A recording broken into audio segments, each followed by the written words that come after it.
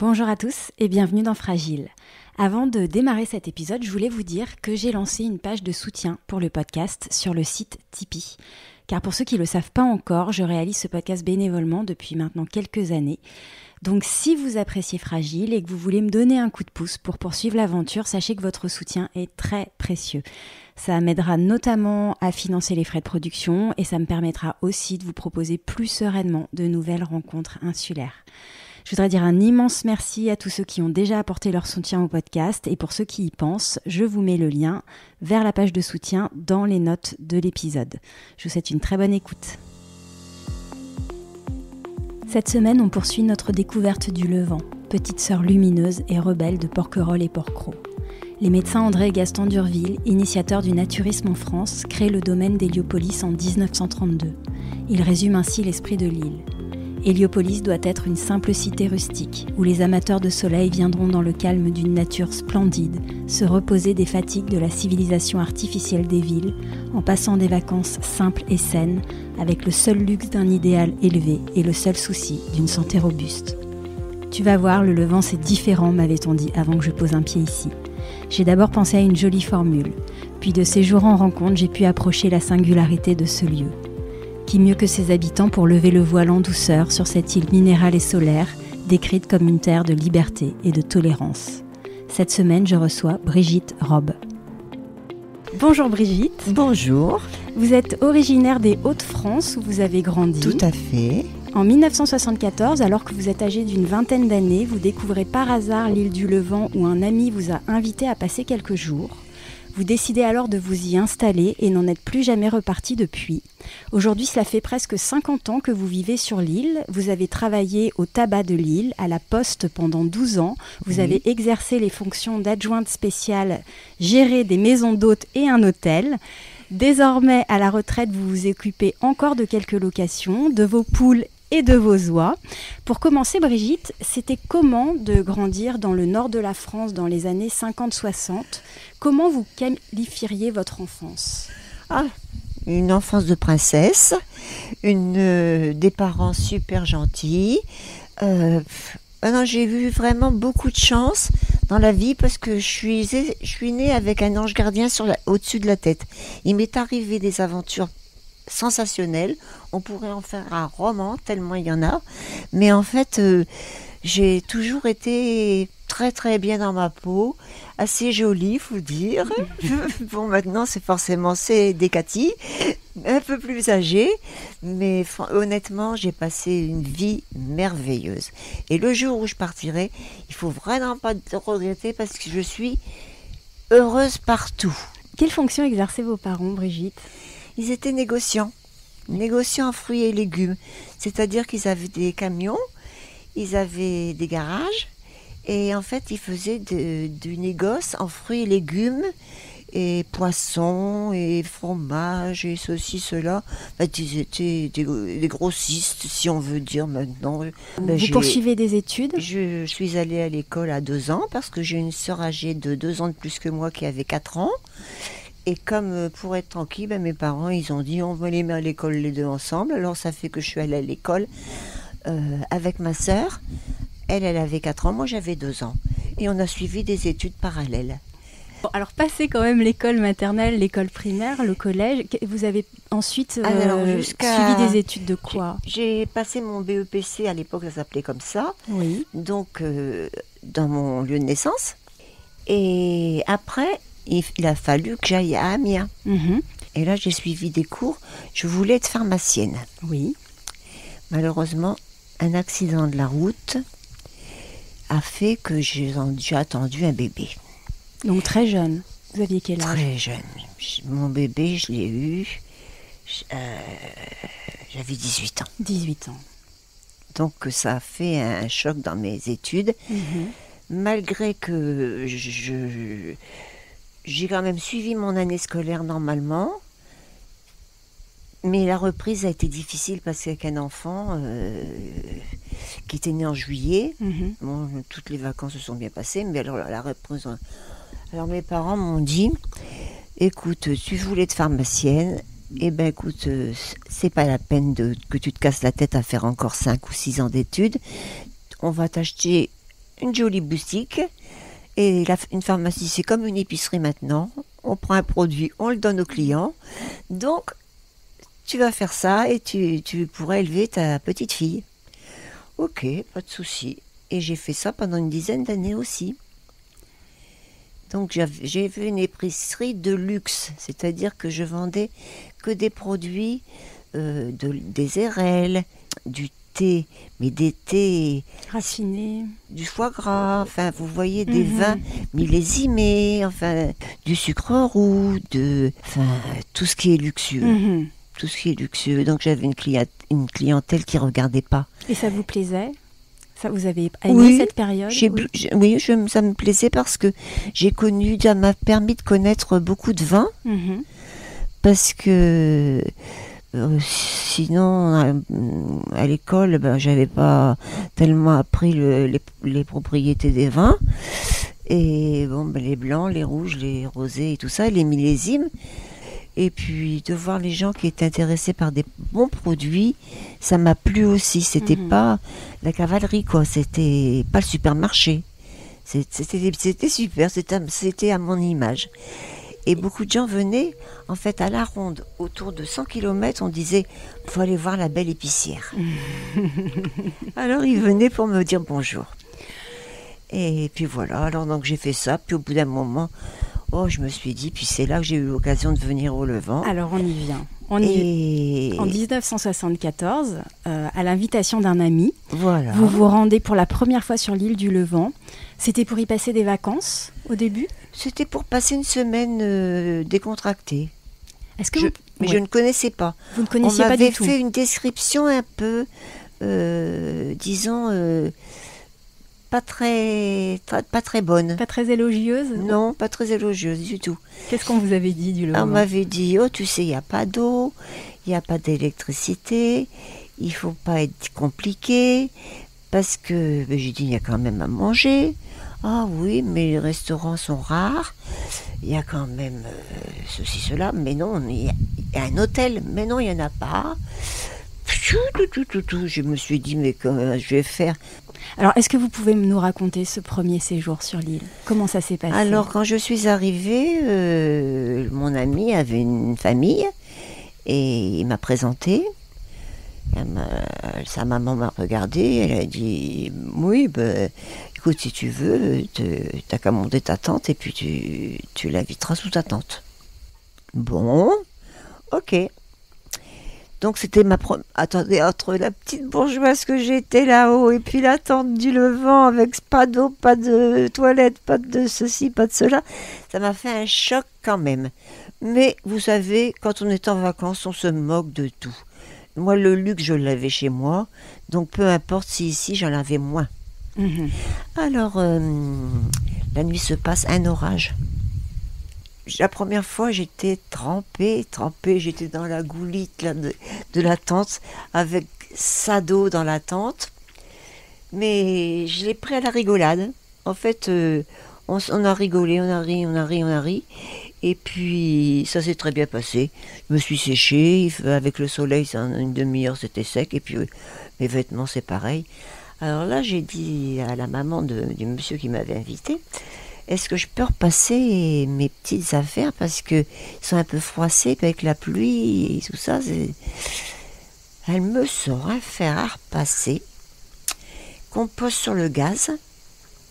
Un truc énorme, haut comme ça. Et alors, j'avais que des vêtements un peu chics à l'époque. Et de la soie, la mousseline, enfin bref, c'était d'organdi. Ça se repassait pas avec un truc comme ça, quoi. Moi, je lui ai dit, écoutez, je préfère encore les mettre froissés que de les porter de cette façon, de les repasser avec cette façon, parce que je sais pas le faire. Bon. Alors, je lui ai dit, mais par contre, ce que je ferais bien, c'est prendre une douche.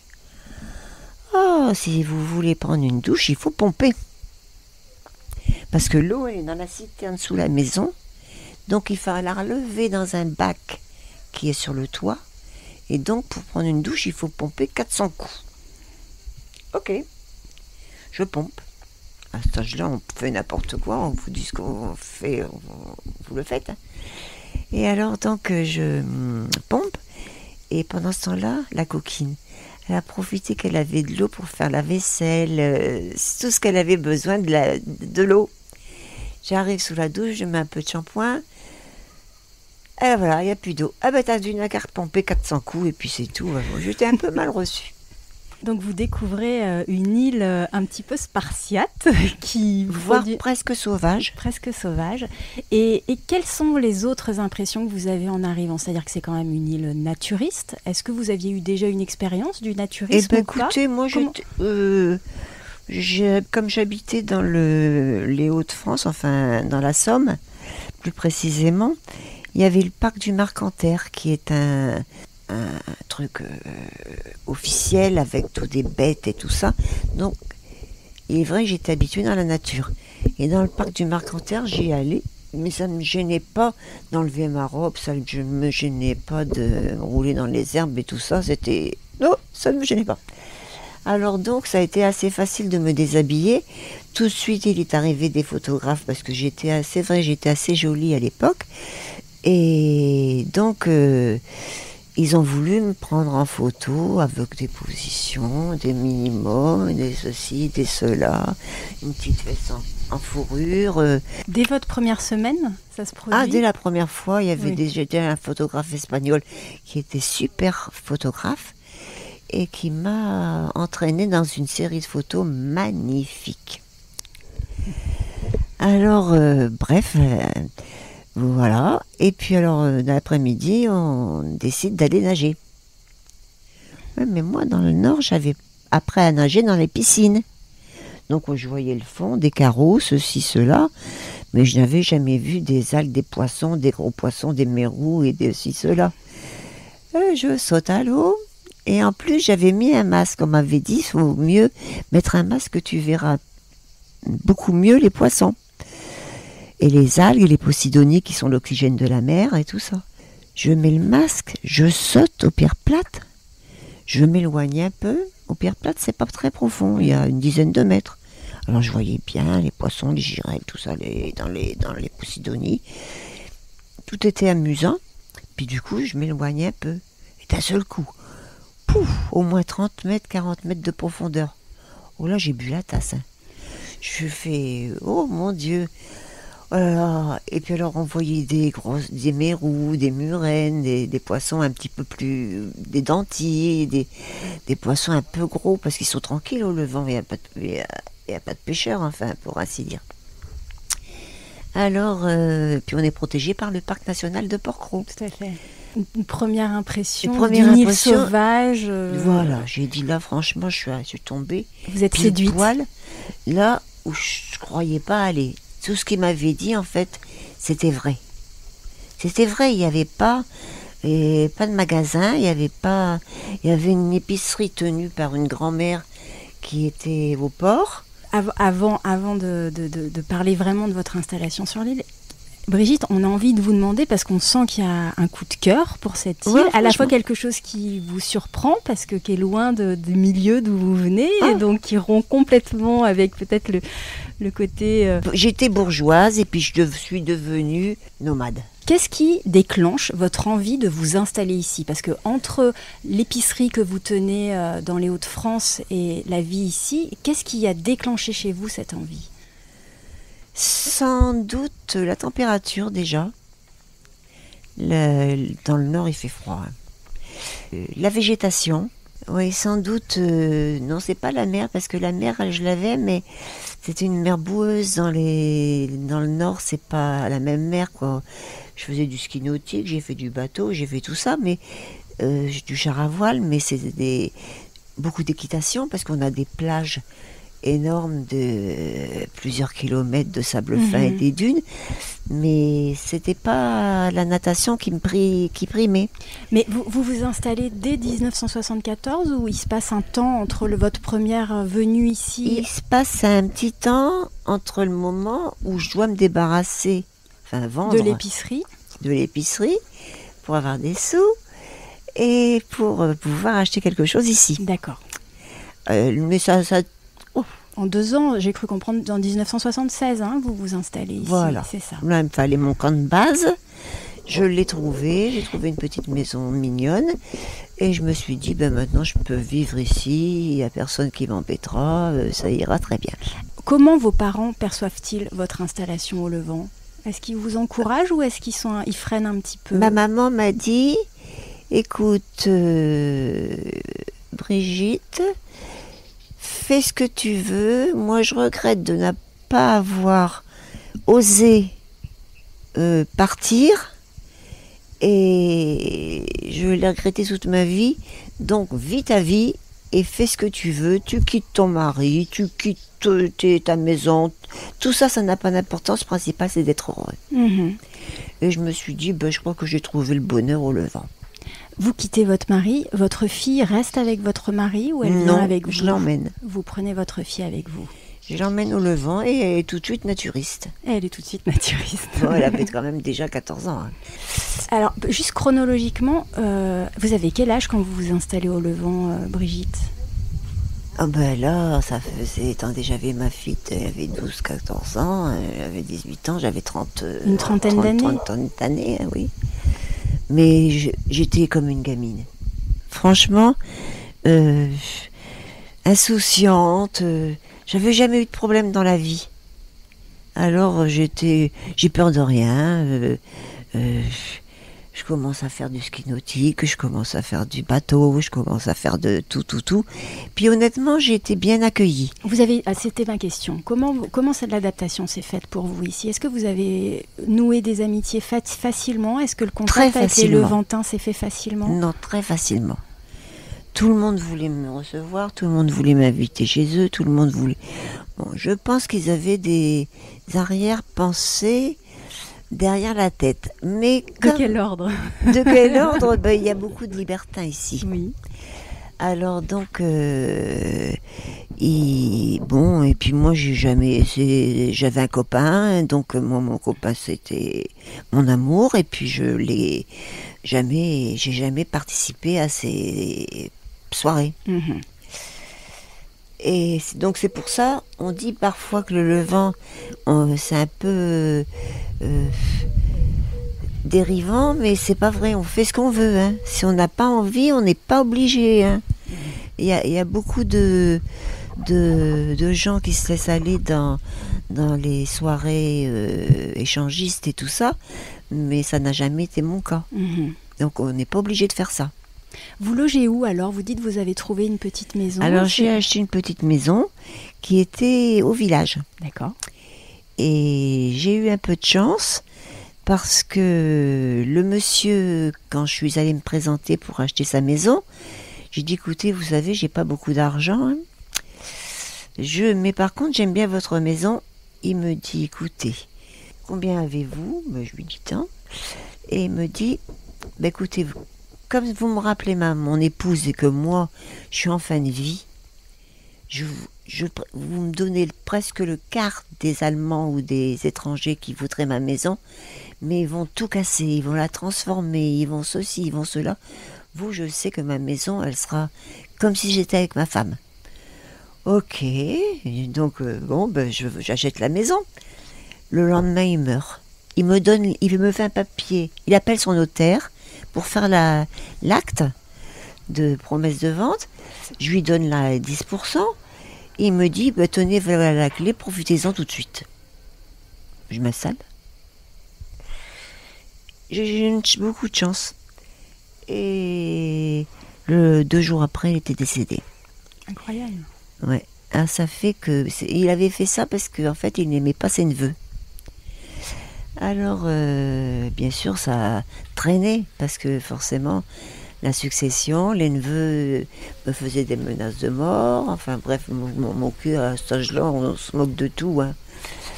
Mais ça a duré 5 ans, la procédure.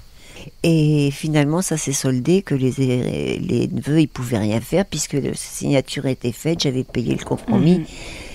Et en même temps, pendant les 5 ans, j'étais logée gratuitement. Ça fait que j'ai fait des économies. Et après, quand j'ai fallu la payer, c'était tout simple. J'avais tous les loyers de 5 ans que je n'avais pas dépensés. Et au bout de 2 ans, oui, je m'ennuie. Oui. Enfin, je m'ennuie pas parce que le soleil, c'est bien. La mer, c'est bien. Tout est bien. Mais malheureusement, je me dis, bon, j'ai pas l'âge d'être à la retraite. Il faut que je m'occupe. Alors, j'appelle la base militaire, le commandant de la base, et je lui dis, écoutez, voilà, je suis à tel, j'aimerais travailler, bon, en remplacement dans les bureaux, comme secrétaire s'il y a un adjudant ou quelqu'un s'en va en vacances, je sais pas, quelque chose comme ça. Et il me dit, pas de souci, rendez-vous demain, je viens vous chercher chez vous. Quand j'ai dû annoncer ça à mon copain, il y avait 1200 garçons de l'autre côté. Hein. Je ne veux pas que tu travailles, tu n'iras pas. Et forcément, c'est lui qui a reçu le commandant qui est venu me chercher et lui a dit, il n'est pas question que ma copine, parce qu'on était juste comme ça, travaille chez vous, repartez. Bon. Mais il n'a pas été vexé pour autant. Est-ce qu'ensuite, c'est à ce moment-là que vous trouvez du travail au tabac du Levant ? Ma première expérience a été de travailler dans la boutique de Monsieur Billot, Alain, oui. Comme commise. Oui. Il m'appelait comme ça, comme commise dans sa boutique de tabac. Alors j'étais la seule, je faisais ce que je voulais pendant les 2-3 premiers mois. Il venait faire la caisse le soir, et puis il voyait que son magasin se vidait, et nous étions arrivé à faire 6 fois le chiffre d'affaires qu'il faisait lui. Et tous les jours, et puis au bout d'un moment, il a dit, bon ben je te laisse les rênes sur le cou, tu te débrouilles, tu commandes ce que tu veux. Alors j'habillais les messieurs avec des maillots, des petits strings de dames. Oui. Il y avait beaucoup d'homosexuels aussi, hein, c'est normal. Et je mettais les soutiens-gorge dans la poubelle. Et enfin, j'avais du plaisir. Et la boutique a fonctionné, vraiment bien fonctionné. Donc vous vendiez à la fois du tabac et des vêtements ? Surtout du tabac, mais quand les gens venaient, je les accrochais, je disais, vous devriez, monsieur, acheter un petit string comme ça, rose bonbon. Et en fait, oui, il m'écoutait. Et puis, j'ai eu beaucoup de plaisir à liquider tous les stocks de choses pour filles à des garçons. Bon. Alors vous restez 2 ans au tabac, c'est ça ? Je reste une première année, la deuxième année j'y retourne parce que ça m'avait plu. Et donc je triple encore la recette que j'avais augmentée 6 fois. Le propriétaire, il fait... C'est des yeux exorbités quand il venait chercher ses sous, mais vous êtes formidable, ceci, cela. Il m'a bien payé. Et c'était un patron qui était un très bon patron parce qu'il travaillait autant que ses ouvriers. On était considérés comme lui. Le jour où il pleuvait, il balayait sa terrasse pour économiser l'eau. Enfin, je veux dire, c'était un bon patron. Et à la fin de la saison, je fais l'inventaire et je range tout dans des cartons et ceci, cela. Puis je pars, c'était octobre, donc moi je me suis dit, bon, ben, on reprendra l'année prochaine, on est parti en bon terme, donc ça va aller tout seul. Et puis un jour il m'appelle, certainement aux alentours de la Toussaint, c'est juste après, en me disant, écoutez, j'ai réfléchi, finalement ma boutique, j'aimerais bien vous la vendre. Et vous êtes la personne pertinente pour acheter ma boutique, puisque vous l'avez bien gérée, j'aimerais bien vous la vendre. Puis je lui dis, écoutez, ça dépend le prix. Hein. Tout ça, c'est une question faut réfléchir. Puis en même temps, j'étais assez contente d'avoir trouvé quelque chose où j'étais patronne et puis... Oui, responsable de votre affaire. Ouais. Donc, je lui dis oui. Et avec mon ami, nous partons au Maroc pour acheter les sous-vêtements que portent les Marocaines. C'est des trolls de petites shorts et tout ça, mais c'était tout à fait le look pour le Levant. Les tissus qu'ils avaient, ça pouvait faire des jolis paréos, ça pouvait faire des petites jupettes, ça pouvait faire tout ça. On achète un stock terrible, on revient avec tout ça, Et je rencontre le propriétaire qui me dit ah Brigitte, j'ai une mauvaise nouvelle pour vous. Parce qu'il y a quelqu'un qui a su que j'allais vous vendre la boutique et elle m'a mis 2 unités en plus. Un cas surenchéri. Surenchéri. J'ai dit, écoutez monsieur, chacun son porte-monnaie. Hein. Votre porte-monnaie, il est plus important que moi-même. Donc choisissez celle qui vous met le plus cher. Il me dit c'est fait, c'est Martine. Bon, moi je repars en vacances. J'avais rien à faire, on repart en vacances. Parce que l'hiver au Levant, c'est vrai, il n'y a rien à faire. Il faut dire ce qui est. Alors, on repart en vacances et du coup, je laisse tomber tous mes achats et tout ci, tout ça. J'y pense plus. Je me dis, je trouverai autre chose. Ça fait rien. Décontracter, l'insouciance totale. Je sens que c'est une philosophie pour vous, Brigitte. On en moque, il veut pas. Bon, je reviens au Levant et je lui dis, écoutez, chacun son mon truc, vous voulez pas, vendez-lui. Et là, c'est là qu'il me dit, Brigitte, je suis désolée, mais la boutique, elle est restée sur mes bras. Martine s'est désistée. Donc je vous le vends le prix convenu. Je dis, même maintenant, j'en veux plus. Attendez, vous m'avez dit... Pendant 4 mois, j'avais tout le temps de faire mes achats et tout ça pour l'hiver. Et en fait, vous m'avez dit que c'était fait. Et maintenant, il faudrait que je retourne à vos pieds. Non. Je lui dis non. Il me dit, mais alors à ce moment-là, vous allez accepter de faire la saison pour moi. Je lui dis, mais vous plaisantez. J'ai du tempérament. Hein. Je ne suis pas à votre botte. Je ne viendrai pas faire la saison.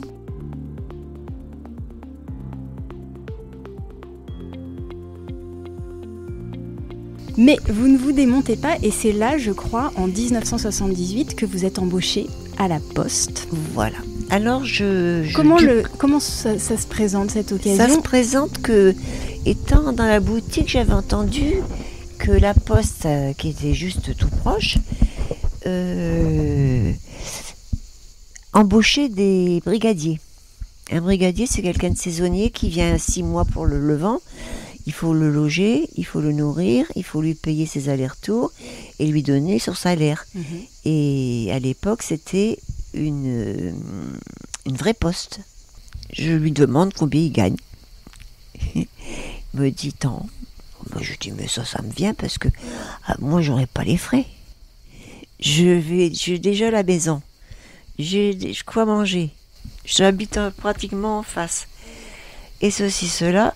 Je pose ma candidature pour faire brigadier. Et c'est à ce moment-là que la poste d'hiver principale, dont dépend le Levant, me dit c'est d'accord, mais il faut que vous fassiez un stage de 5 jours pour apprendre toutes les ficelles du métier et gérer l'agence, la poste correctement. Mais il n'y a pas de souci, je viens 5 jours, j'irai à l'hôtel, je viens 5 jours. Au bout de 2 jours, j'avais déjà tout il fallait commencer à 6h le matin, c'était un peu dur, parce que c'est pas les horaires du Levant. Et enfin, vous aviez fait le tour. J'ai fait le tour parce que en fait, la poste, c'est ou plus ou moins. Soit quelqu'un apporte de l'argent, soit il vient chercher. Alors, soit il achète des timbres, il vous donne de l'argent, soit il vous donne de l'argent pour mettre sur son compte. Et donc, au bout de 3 jours, ils me disent, vous êtes embauché, vous êtes bien, allez au Levant, et puis gérez notre poste. Et à la Poste au Levant, vous êtes au guichet et à la distribution ? Ah, j'ai pris tout. Tout. J'ai pris la gestion de la dirigeante de guichet annexe. Ouais. Ah, je fais tout. Tout. Je fais ça, je cumule tous les postes. L'entretien, la distribution, le tri du courrier, le bureau, la caisse, tout. Alors quand on connaît la géographie de l'île et son dénivelé, on imagine que la distribution est un exercice physique. C'était à pied, à vélo ? Oui, non, mais vous savez, quand on est jeune, rien ne vous rebute, tout est facile. Et j'avais mis une boîte aux lettres au port pour que le Levantin n'ait pas à monter s'ils voulaient envoyer des cartes postales et tout ça. Le matin, je mettais moins de 5 minutes pour descendre de vous m'avez trouvé, jusqu'à relever la boîte et remonter à la poste pour tamponner les trucs. sportive. Très forme d'en faire, ouais. Très sportive. Ça a dû être quand même une mission qui vous a permis, j'imagine, de connaître tout le monde sur l'île. Il n'y a pas mieux. On connaît tout le monde, on sait ce que tout le monde reçoit comme courrier, on est au courant des informations de tout le monde, s'il a des recommandés, s'il est en procès, s'il est... Tout, on sait tout. Bon, ça m'a beaucoup plu. Au bout de 12 ans, je crois, je pense que c'est 12 ans. Alors, juste pour qu'on ne rate pas l'intermédiaire, c'est-à-dire qu'en 89, avant que vous ne terminiez la poste, vous êtes nommée, en plus, adjointe spéciale de l'île du Levant par Léopold Ritondal, qui est alors maire d'hier. Oui. Une fonction que vous allez exercer jusqu'en 95. 15 et demi. Oui, et donc vous combinez à la fois votre poste à la poste et vos c'était fonctions... tout simple parce que les bâtiments communaux sont face à face. Oui, alors géographiquement c'était peut-être simple, mais enfin je veux dire, vous aviez quand même des nouvelles fonctions. Quelles étaient vos missions en tant qu'adjointe spéciale ? Le plus facile pour moi, c'était les écritures. La diplomatie pour recevoir les Levantins. Parce que quand ils demandaient 10 fois la même chose, je disais, bon, attendez, je vous l'avais déjà demandé. J'étais toujours assez respectueuse de leurs désirs, mais il faut quand même mettre un frein. Et faut dire que j'avais été aussi... Ça a été au vote, l'élection. On était 2 candidats, forcément, il y a toujours l'opposition. Et j'ai eu 70% de voix. Donc ça facilitait les choses quand même. Il y avait plus que 30% qui m'aimaient pas, enfin, cette façon de parler. Alors vous parlez des missions plutôt simples pour le moment, mais j'imagine aussi qu'en tant qu'adjoint spécial, vous aviez des missions de police sur l'île. Officier de police judiciaire, vous avez eu des... officier d'état civil. Le deuxième jour où j'avais été chercher mon écharpe et mes médailles et tout ça, et mes papiers, les papiers d'état civil et tout le truc, il y avait l'ancien adjoint qui avait déjà inscrit un mariage pour le lendemain de mon... C'est le vendredi, tous les conseils municipaux se font le vendredi. Et le samedi, un mariage. Je dis, je feuillete les bouquins, on verra bien. Et là, j'ai trouvé un truc qui me disait que, en fait, il fallait faire un petit discours. Après, est-ce que vous acceptez ? Est-ce que ceci, cela ? Puis en fait, ça s'est très bien passé. Et j'ai fait mon premier mariage, comme si de rien n'était. On est allé faire la fête et puis j'avais fait mon premier mariage et c'était un succès. Et vous m'avez raconté que vous avez célébré quelques mariages sous-marins, parce que, on ne l'a pas dit, mais vous plongez aussi, Brigitte. Est-ce que vous pouvez nous raconter cette expérience de mariage sous-marin à 20 mètres ? Là, depuis le temps que j'étais là, je faisais de la natation, du coup j'ai fait de la plongée et j'ai passé mon monitorat. C'est présenté à la mairie un couple que je connaissais très bien qui venait plonger avec moi et qui m'a dit, nous allons nous marier et nous voudrions faire un mariage subaquatique près des grottes pour que tout le monde puisse venir et rester avec le tuba et tout ça, parce que tout le monde ne plongeait pas avec les bouteilles d'air comprimé. Il pourrait rester en surface et faire regarder. Oui, pourquoi pas, parce que nous avons beaucoup d'amis, nous avons une grande famille et ceci, cela. Ok, on va faire. Mais alors, c'était quand même un petit peu, pas compliqué, pas pour moi, mais pour l'installation, l'organisation. Parce qu'il a fallu aller installer le matin une table à plomber, des chaises, enfin tout ce qu'il faut pour faire une installation, comme si c'était un bureau de mairie. J'avais mis c'était naturiste, oui. Donc je portais que mon écharpe et les 2 alliances dans ma main. Et puis lourde responsabilité. J'avais le détendeur, j'avais la bouteille sur le dos, c'est quand même 20 kilos. J'ai une petite espèce et puis c'était pas facile. Alors, je me suis bien stabilisée. Il faut pas que je pas l'autre à côté de l'autre. Et en fait, ça s'est très bien passé. Alors d'un seul coup, est-ce que vous voulez prendre pour époux ? Est-ce que vous voulez prendre pour épouse ? Et ça s'est très bien passé, oui, voilà. J'ouvre ma main, j'ai dit pourvu qu'elle ne tombe pas dans le sable, les alliances. Et en fait, non. Et je me suis pas trompée, j'ai donné à la mariée la bague plus grande et j'ai donné et l'inverse. Et vice versa. Alors, alors là, il y avait la presse. Il y avait des bateaux partout. Ça a attiré un monde.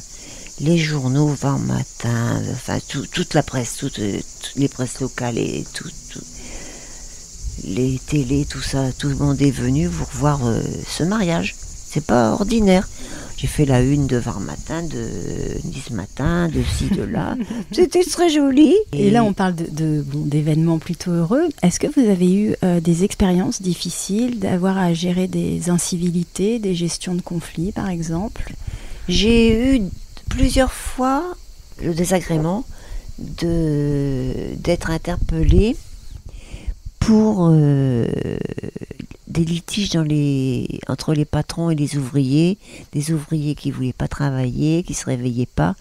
Et quand le patron lui disait si tu ne te réveilles pas, je te mets dehors, l'autre il voulait sa paie, l'autre il disait mais tu n'as pas travaillé, je ne veux pas te payer, enfin bref. Et les gens ils étaient armés.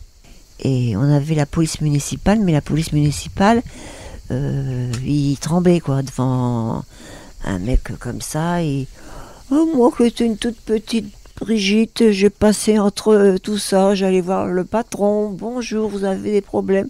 Non, on gère. Et en fait, on gère.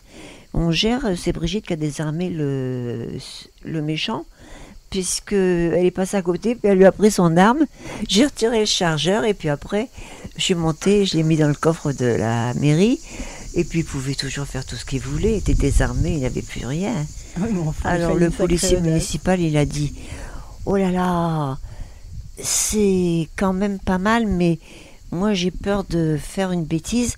Prenez la voiture, conduisez la voiture du policier, puisque j'avais pas encore le droit d'avoir une voiture, je ne savais pas conduire au levant, enfin avec les pentes c'est quand même un peu scabreux.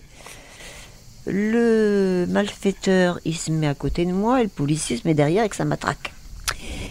Et il me dit, bon ben comme ça, on va le porter au poste de police et je vais le menotter. Et bon, ça s'est bien passé, on l'a emmené au poste de police et puis... mais le policier, comme il voulait pas faire de bêtises, il m'avait donné son arme. Grosse bêtise pour un policier. Mais il s'est pas rendu compte. Il me dit non, je sais pas, je crois que j'ai l'impression que je vais faire. Il était survolté d'avoir quelqu'un comme ça. Alors je lui ai dit bon ben moi je prends l'arme et puis c'est tout. Bon. Et alors donc du coup j'avais l'arme du malfaiteur puis l'arme du policier. Alors j'étais bien. Mais enfin bref, ça s'est très bien passé. Après j'ai pas fait d'histoire, j'ai rendu l'arme au policier et puis sinon il méritait d'être viré. Hein. Bon, vous avez vécu des sacrées expériences en tant qu'adjoint. Ça m'a plu. Oui, c'est une expérience qui globalement vous a plu, parce que vous m'avez aussi dit que c'était quand même un sacerdoce, que c'était pas facile, parce qu'il y avait des gens qui faisaient exprès de venir à juste 5 minutes avant la fermeture pour me faire traîner 1 heure de plus, pour me faire des photocopies, pour avoir le chômage de leur bulletin de salaire en fin de saison. C'était un peu fastidieux. Mais j'ai accepté, j'ai rongé mon os. Hein. Et au bout de 6 ans, c'est vous qui choisissez d'arrêter ou votre mandat arrive à terme sans renouvellement possible? Mon mandat arrive à terme et j'avais déjà dit que je ne referais pas un second mandat parce que c'était quand même pour une fille, c'était un peu difficile. Pourquoi vous dites pour une fille? Parce qu'un homme, ça a plus d'autorité, c'est pour faire des actions de force, enfin, aller en boîte de nuit puis dire aux gens arrêtez de vous battre, pour les décès. Moi, j'ai un décès, ça me faisait pleurer. Je faisais des discours qui étaient émouvants, que les gens voulaient des photocopies de mes discours pour les garder, les envoyer à leur famille et tout ça. Alors tout ça, ça prenait sur ma santé. Vous vous engagez beaucoup, c'est ça aussi. Oui, que vous voulez dire. Voilà. Oui. Alors donc, je me suis dit non, j'ai réussi 6 ans et demi sans me faire bouléguer. Je vais pas risquer de faire 13 ans. Et puis après, d'un seul coup, que quelqu'un me dise ça fait une bêtise. Alors, je lui ai dit non, stop, ça suffit. Moi, j'ai appris ce que c'était. Parce que les élections, c'est pas facile non plus, hein, de gérer les bureaux de vote. Parce que parfois, il y avait même carrément 2 élections. Et les présidentielles et les municipales, ou les législatives, il fallait gérer 2 bureaux en même temps. Et là, faut pas qu'il manque une enveloppe, faut pas qu'il manque un papier, faut pas... Ouais, Oui, c'était beaucoup de responsabilités. Ouais. Et c'était 12 heures sans bouger de la chaise. Et oui, non, alors... J'étais un peu stressée et tout ça, je disais... Et puis il y en a qui venaient exprès leur carte d'identité dans l'urne, qui laissaient leur papier dans l'isoloir, qui faisaient des bêtises exprès pour me faire plonger. Hein. Alors après vos fonctions à la Poste, vous avez pris... et alors je ne sais pas si c'était aussi après votre mandat en tant qu'adjoint spécial. Quand est-ce que vous avez pris en gérance l'hôtel La Sérénité ? Je faisais la Poste, la mairie et la Sérénité tout en même temps. Donc c'était 94. 94. Et c'est un peu pour ça aussi que j'ai arrêté la mairie et que j'avais balancé la Poste parce que je disais non. C'était cumuler trop postes, 3 postes.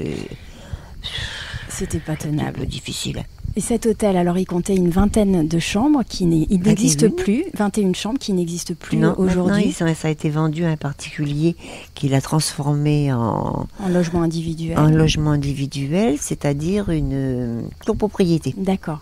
Quel souvenir vous gardez de cette expérience de gestion d'hôtel ?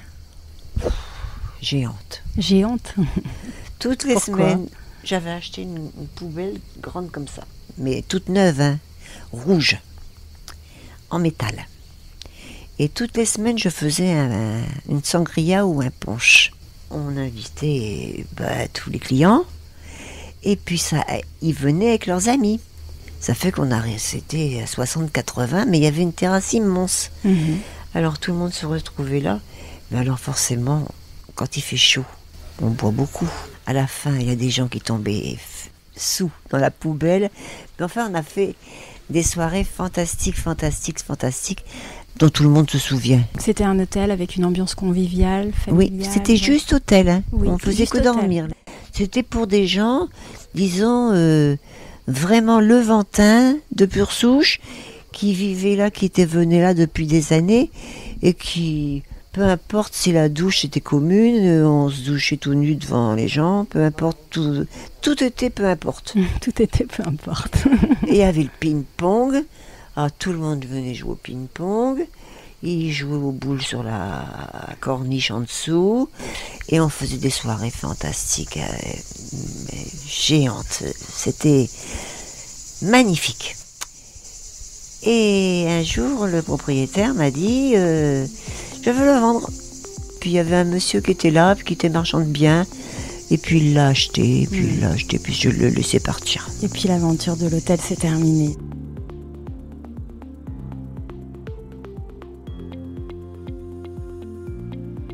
J'aimerais qu'on évoque peut-être une période un peu moins rose. En 2000, je crois que vous vous séparez de votre mari. En 2000, la mauvaise expérience que j'ai eue, c'est que j'ai eu un cancer. Vous avez eu un cancer. Et là, cette année-là, il a fallu m'opérer deux fois. Opérer, réopérer, les soins qui vont avec, tout le système. C'est jeune hein, quand même, hein, c'est trop jeune. Et vous devez quitter l'île en plus, si vous êtes hospitalisée. Ah non, j'étais hospitalisée, mais je me suis sauvée de l'hôpital. Hein. Vous êtes revenue ici ? Avec les redons, avec tout dans ma polaire. J'ai mis un petit mot, je reviendrai lundi. Je vous souhaite un joli week-end. Et vous êtes revenue ici ? Et je suis rentrée ici avec un taxi. Et je me suis sauvée. Hein. Parce que le docteur était passé le matin, mais il m'avait dit, vous savez, je vous garde encore une semaine. Je ne vais pas rester une semaine là, avec... on m'avait donné des épinards en boîte, alors que je fais du jardin, et des œufs du supermarché, alors que j'ai des poules. Je ne pouvais pas accepter ces repas. C'est pas possible. J'ai dit, moi, j'ai jamais mangé ça de ma vie. Il donnait du pain de mie, alors que moi, j'ai acheté du pain à la boulangerie qui faisait du pain avec 36 sortes de farine et du bon pain. Et les fruits du levain et tout ça, j'ai dit non. C'était trop pour vous. Non. Vous êtes rentrée ? Je suis rentrée. Puis forcément, je suis revenue chez mon ami.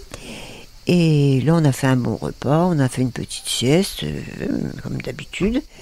Et puis, tout s'est remis, mais surprise, lui croyait que j'allais pas revenir. Il m'avait balancé toutes mes affaires. Vous savez, quand on dit aux gens on a un cancer, ils se disent bon, de toute façon c'est fini, hein, pour 6 mois à vivre et puis c'est tout. Hein. Enfin, c'était quand même rapide comme façon.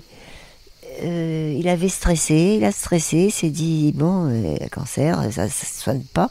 Et à l'époque, en l'an 2000, c'est vrai que ça ne se soignait pas comme ça. Il fallait vraiment être robuste, coriace, si on peut dire, pour s'en sortir et puis s'en moquer.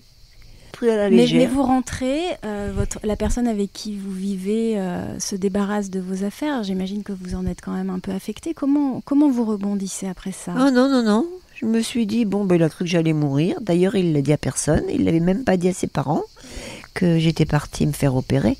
Et pendant toute ma convalescence, personne n'a jamais su que j'avais un cancer. C'est vrai? Si vous voulez, ça a été 400 grammes de tumeur, mais répartis dans le plan profond. Donc en fait, ça se voyait pas trop.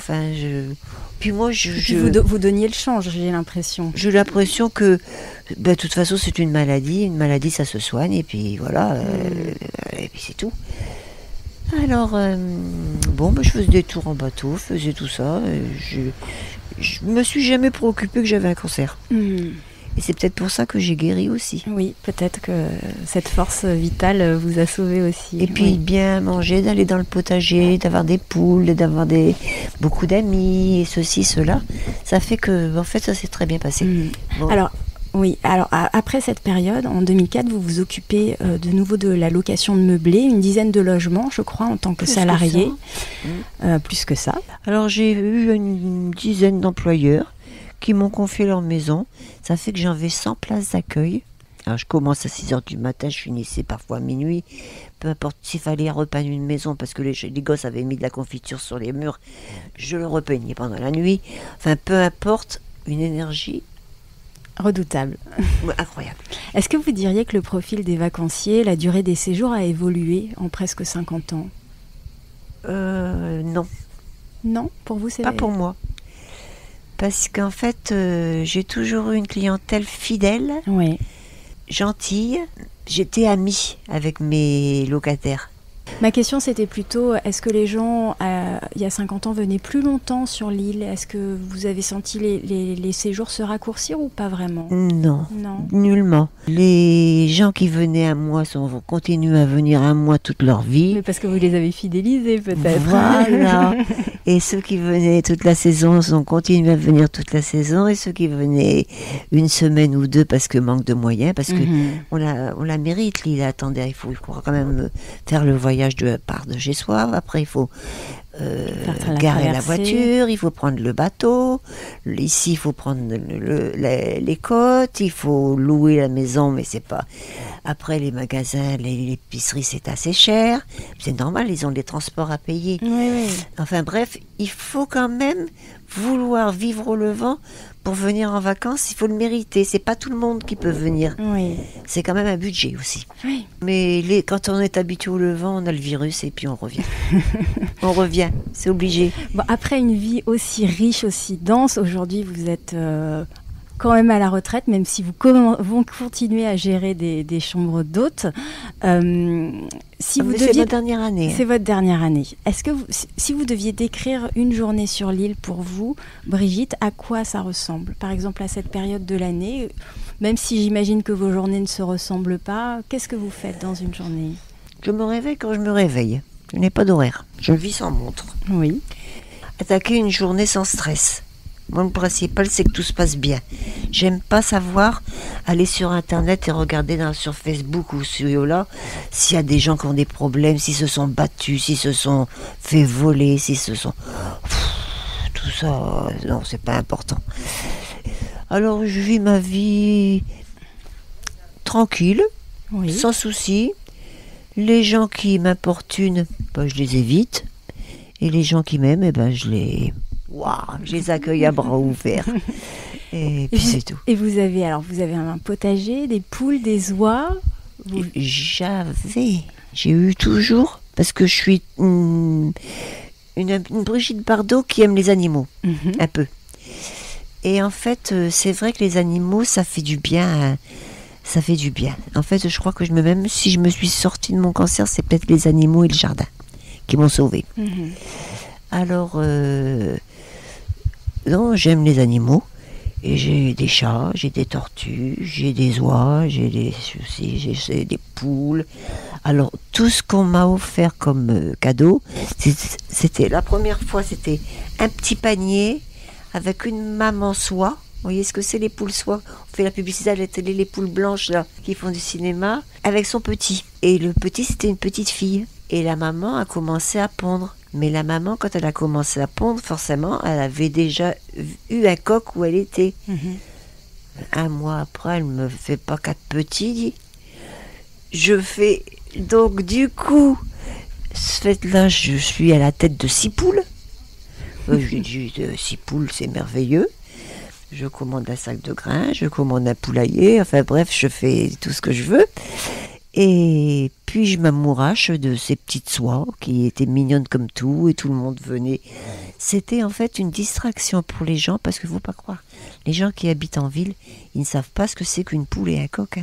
Un petit peu plus maintenant. Je crois que c'est à la mode d'avoir des poules chez soi. C'est la mode parce que les mairies ont dit on va donner 2 poules pour mettre sur votre balcon et ceci, cela. Mais il n'y a pas longtemps. Oui, il n'y a pas longtemps. Avant, les gens ils s'arrêtaient alors au portail.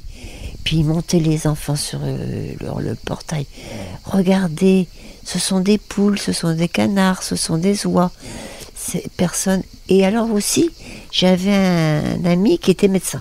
Un grand spécialiste des problèmes neurologiques. Et il me les a envoyés pour ceux qui avaient peur des volailles, parce qu'il y avait des gens qui ne pouvaient pas sortir en ville à Paris à cause des pigeons qu'il y avait sur la route. Ils avaient une phobie, les pigeons vont venir me piquer, c'est des oiseaux, c'est ci, c'est là. Et quand ils rencontraient un cas comme ça, ils disaient, il faut aller voir Brigitte. Et moi, j'allais voir, et puis alors le premier jour, on discutait chacun derrière le portail. Et puis le lendemain, je lui ai apporté un œuf. Les œufs, voilà, vous le mangerez. Et après, c'était le petit poussin qui venait d'éclore, qui a vu un jour que j'amenais dans ma main. Vous voyez, c'est pas dangereux. Et au fur et à mesure, au bout de 8 jours, ils n'avaient plus de problème avec les poules. Ils rentraient dans le poulailler, ils allaient donner le grain et tout ça. Et j'en ai soigné comme ça pendant 3-4 ans, plus d'une dizaine ou une vingtaine. Et après, ils avaient plus leur phobie d'aller sortir en ville et d'aller boire un verre en terrasse, parce que c'était passé. Quelle est pour vous, Brigitte, la saison que vous préférez sur l'île ? Septembre, octobre, novembre. C'est pas une saison parce que c'est à cheval entre la fin d'été et l'automne. C'est pas encore l'hiver, mais là l'île commence à se vider de ses estivants. Et en fait, il fait encore très chaud. Oui. On a moins de travail, on peut profiter du soleil. Et puis tout est agréable. Une douceur de vie. Et puis en général, il y a une pluie au mois d'août qui nous remet en route toute cette végétation qui est un petit peu malheureuse en ce moment parce qu'elle a trop de soleil. Et j'aime bien cette période. Vous aimez bien cette période. Est-ce que vous avez un ou des endroits préférés sur l'île ? Moi, j'adore les pierres plates. Les pierres plates. Parce que les pierres plates, c'est là. Oui. Alors, peu importe le temps qu'il fasse, s'il fait du vent, on se met d'un côté ou on se met de l'autre. On est toujours protégé. Peu importe le soleil, c'est pareil. On peut y aller à tout moment de la journée. Et puis, pour accéder dans l'eau, c'est facile aussi. Et surtout pour ressortir, parce qu'il y a des gens, quand il y a vraiment des bateaux qui passent et qui font des grosses vagues, qui se claquent sur les rochers, qui se blessent. Tandis que moi, là, il n'y a pas de rocher là, c'est des dalles. Et je sais pas, c'est convivial. Les gens qui vont pierre plate, ils vont pierre plate. On a vu un moment une dame, une stripteaseuse, qui était habituée à se produire, donc elle avait un look spécial. Et les pierres plates étaient à elle. Quand elle est arrivée, madame, il fallait arrêter de pêcher, il fallait arrêter toute activité, parce que c'était son domaine de baignade. Alors, mais là, maintenant, elle est décédée, sa maison a été vendue, et puis c'était aussi un cas spécial, parce que c'était une belle femme. Forcément, elle avait des cheveux jusque-là, la tête fière, Non, magnifique, magnifique, magnifique. Les médecins André et Gaston d'Urville, initiateurs du naturisme en France, créent le domaine d'Héliopolis en 1932 sur l'île du Levant. Ils résument l'esprit de l'île dans cet extrait du cahier des charges du syndicat d'administration d'Héliopolis en disant « Héliopolis doit être dans l'esprit de ses fondateurs une simple cité rustique où les amateurs de soleil viendront dans le calme d'une nature splendide se reposer des fatigues de la civilisation artificielle des villes en passant des vacances simples et saines avec le seul luxe d'un idéal élevé et le seul souci d'une santé robuste. » Alors, Héliopolis fête ses 90 ans cette année. Oui. Est-ce que pour vous, cette vision exprimée par les médecins d'Urville a toujours cours aujourd'hui? Est-ce que l'esprit originel a été conservé? Disons que jusqu'aux années 80, presque aux années 2000, tout le monde avait un seau pour se doucher. C'était bien.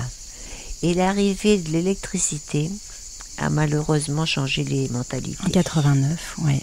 1990. Oui. Et là sont arrivés des gens c'était plus les naturistes, c'était des nudistes. Et c'est ça toute la différence entre les deux mots. C'est des gens qui veulent un confort incroyable, qui ont acheté des machines à laver, qui nous ont tout chamboulé nos habitudes. Les gens ils allaient à la source chercher leur bidon d'eau. Enfin, c'était sympa comme tout. Ils se prenaient leur bouteille d'eau, ils se rinçaient en sortant du bain, carrément avec la bouteille. Et puis c'était tout, c'était fini. Ils rentraient à la maison, ils étaient rincés. Et puis après, il a fallu faire des douches, il a fallu faire ceci, il a fallu faire des piscines, il a fallu... C'est intéressant ce que vous dites, Brigitte, avec cette distinction entre le naturisme et le nudisme. Le naturisme est dans la tête des gens, c'est une façon de vivre. Oui, c'est une façon de vivre. Souvent, quand elle s'est exprimée, ça renvoie à un certain nombre de valeurs dont la nudité n'est qu'un seul aspect. Oui. Le rejet des conventions imposées par les vêtements, l'effacement d'une certaine barrière sociale aussi. Ah ben, on ne se regarde pas. Exactement. On se regarde dans les yeux, quoi. C'est tout. Un projet de vie sain, au contact de la nature, manger sainement, se soigner par la nature, le corps moi, je comme bois que l'esprit. des herbes, hein, j'ai jamais pris de médicaments. Hein. Oui, je crois que vous faites des tisanes de romarin d'ailleurs. Oui. C'est aussi, je l'ai entendu souvent, le respect de soi et des autres. C'est ainsi que vous le vivez, le naturisme. Tout à fait. Tout à fait. Toutes les années que j'ai vécues ici, ça a été à mettre du thym, de la menthe, de la verveine, de faire des tisanes de romarin, d'aller chercher de l'eucalyptus quand on avait mal à la gorge pour faire une inhalation. Enfin bref, vivre naturellement avec la nature. Et puis on n'en a pas, on n'en a pas. Ce qu'on n'a pas, on n'a pas. Et puis ce qu'on a, on a. Puis aller un petit peu à la pêche quand même parce qu'il faut manger. Mm-hmm. Puis planter des arbres fruitiers et faire du jardin. Oui, mais alors du coup, est-ce que vous diriez qu'aujourd'hui, après 70 ans de vie sur l'île, il y a quand même plusieurs visions et pratiques du naturisme? Alors est-ce qu'on peut encore appeler ça du coup du naturisme sur l'île du Levant? Est-ce qu'il y a plusieurs façons de vivre le naturisme? Ou est-ce qu'en tout cas, il est resté beaucoup de bases. Alors, dites-nous lesquelles? Les bases d'Urville. Qui prône un naturisme sain, il y a quand même 50% de gens qui le continuent. D'accord. Et puis après, il y a les visiteurs d'une journée ou deux qui se disent on va aller mater Miss Levant. Et ceux-là, c'est pas la peine qu'ils viennent, ils sont pas chez eux, il faut mieux qu'ils aillent ailleurs. Hein. S'ils vont au Cap d'Agde, ils vont ailleurs, mais ils viennent pas ici, quoi. On voit tout de suite qu'ils sont pas de chez nous, quoi. Enfin, on n'a pas les mêmes valeurs.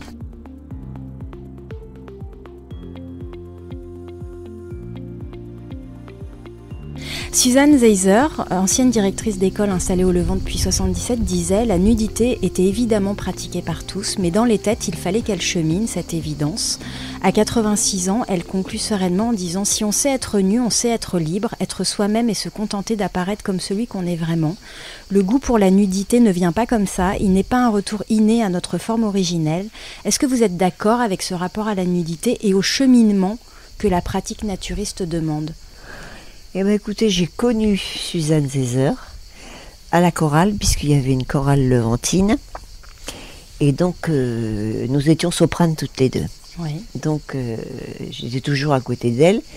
Mais c'est une dame extraordinaire qui a vécu une vie aussi extraordinaire au Levant, naturiste, Elle allait se baigner, elle a vécu une vie de nature, vraiment de nature, et de convivialité aussi. Tout le monde pouvait aller chez elle, ça, peu importe. Hein. Mais dans ce qu'elle exprime, donc on sent que c'est quelqu'un que vous avez côtoyé et apprécié, elle exprime quand même quelque chose de très intéressant quand elle dit il peut y avoir un cheminement dans la pratique naturiste. Quand vous me disiez, vous Brigitte, quand vous êtes arrivée, qu'assez naturellement et rapidement vous avez laissé tomber le maillot, oui. Est-ce que vous pouvez aussi comprendre et oui. que certaines personnes prennent le temps pour se mettre nues? Ah ben c'est-à-dire qu'il faut pas mentir dans la vie. Il faut pas faire. Moi j'ai eu des cas où les messieurs savaient que c'était naturiste, donc ils disaient pas à leur épouse que c'était naturiste. Ils arrivaient. En arrivant, ils se mettaient nus. La dame, elle avait des cœurs croisés de plétex, elle avait décidé là. Non, mais c'est des anecdotes, mais en même temps, ça s'est vraiment passé. Et là, forcément, la dame, elle peut pas être contente. Là, elle peut pas se mettre nue du premier jour. Elle est déjà choquée que son mari ne lui ait pas dit. Elle est déjà choquée de voir tout le monde, parce que souvent, c'est des propriétés où il y a 5 ou 6 logements et tout le monde est une terrasse unique. Oui, bien sûr. Alors de voir tout le monde nu et tout ça, ça les choque. Et là, ces gens-là, après, ils sont écœurés. Vous pensez? Oui. Oui. Il faut savoir préparer les gens au naturisme. Leur dire, tu sais, bon, on vit nu, mais on est nu, quoi. Enfin. Et vous avez déjà rencontré des gens pour qui ça a pris du temps, mais c'est arrivé, voilà, enfin, où ça n'a pas été spontané comme vous. Non, en général, ça va vite. C'est soit on s'adapte vite, oui. Soit ils seront jamais naturistes. D'accord. Parce qu'ils ont une éducation qui ne le permet pas, mais rares sont les gens quand même qui sont prudes au point de ne pas vouloir se déshabiller. Pour mettre les seins nus, ça c'est facile. Mais puis maintenant les gens ont tellement voyagé qu'ils sont habitués à tout. Hein. Oui, et puis bon, ils font des massages, ils font tout ça, donc il faut se mettre nu, hein, il n'y a rien à faire. Hein. Donc non, ils sont habitués. Les gens maintenant, c'est plus la nudité ne choque pas.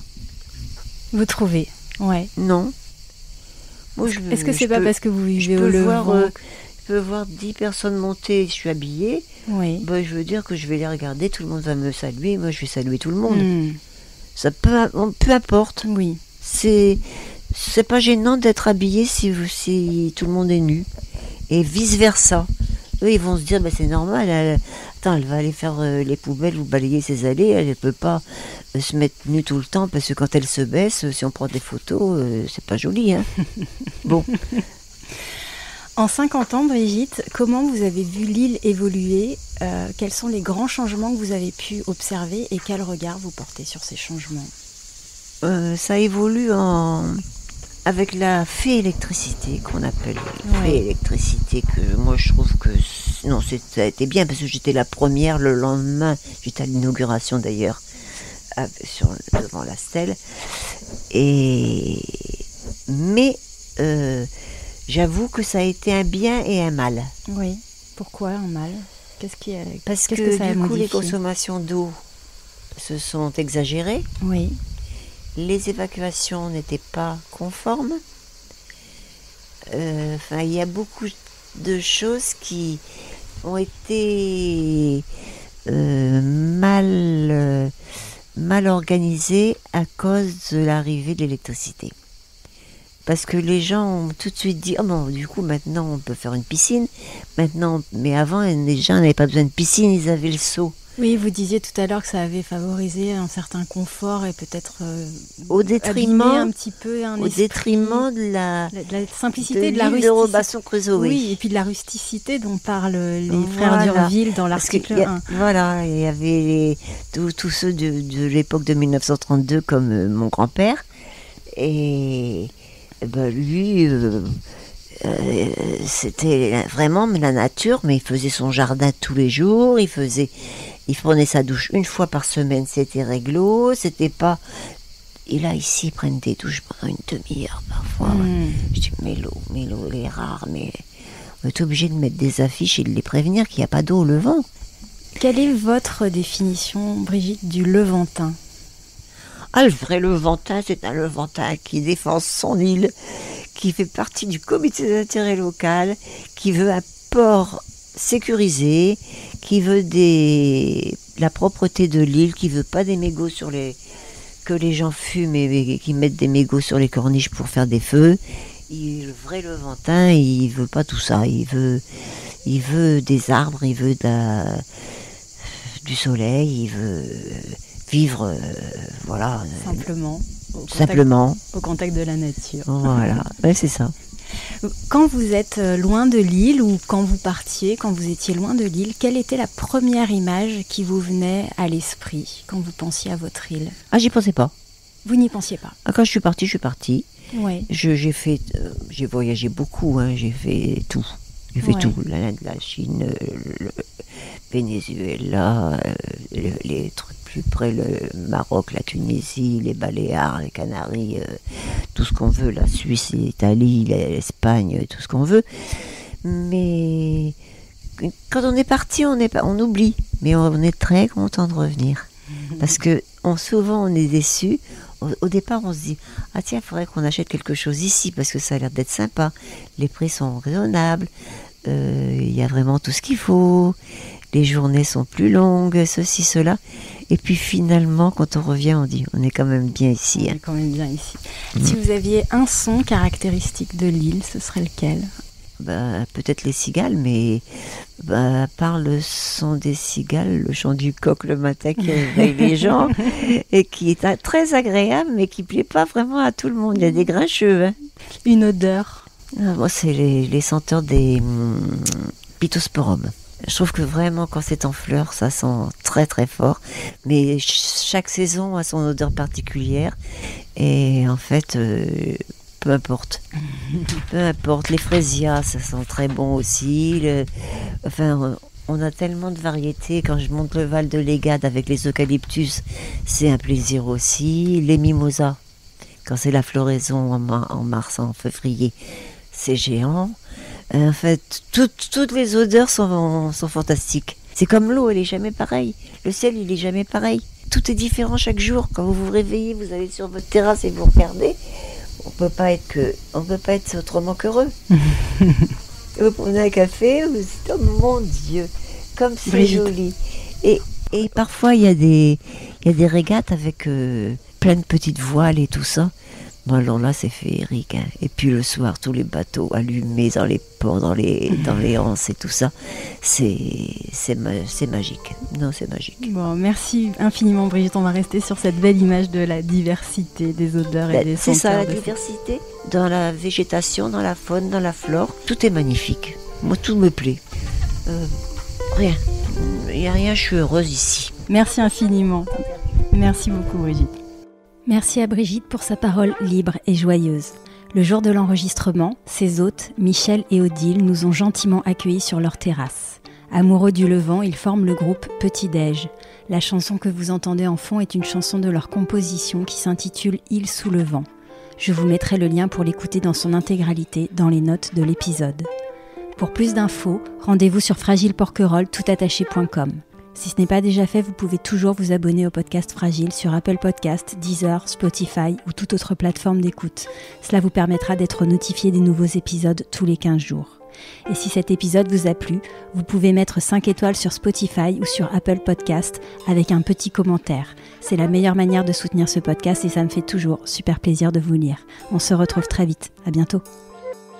L'île du Levant, à connaître au printemps, ce que c'est beau au printemps, l'île du Levant.